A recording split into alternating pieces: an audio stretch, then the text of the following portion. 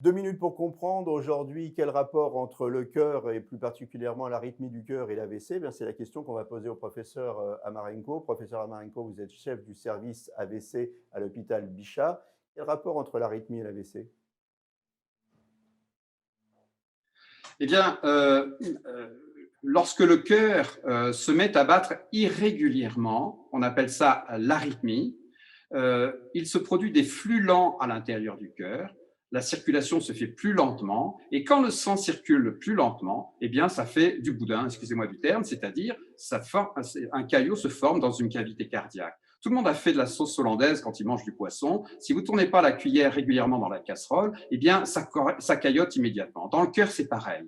Et donc, un caillot peut se former à l'intérieur du cœur à cause de l'arythmie, et ce caillot peut se détacher et partir dans la circulation et boucher une artère cérébrale. Le traitement pour ça, c'est un traitement anti-caillot, c'est un traitement anticoagulant qui est très efficace, qui évite l'attaque cérébrale dans 80% des cas.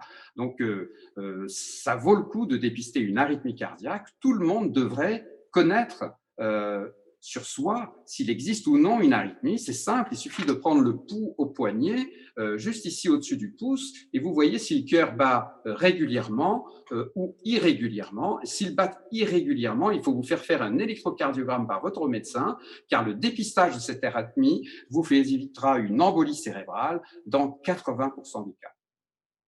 C'est quelque chose qui est très peu connu du grand public, ce rapport entre arythmie et AVC. Oui, c'est une cause majeure d'attaque cérébrale pourtant, car l'arythmie cause l'attaque cérébrale dans environ 20% des cas, mais chez des sujets très âgés, au-delà de 80 ans, c'est plus de 40% des cas. Voilà, surveillez votre cœur, ça peut sauver votre cerveau. À très bientôt pour un nouveau conseil santé.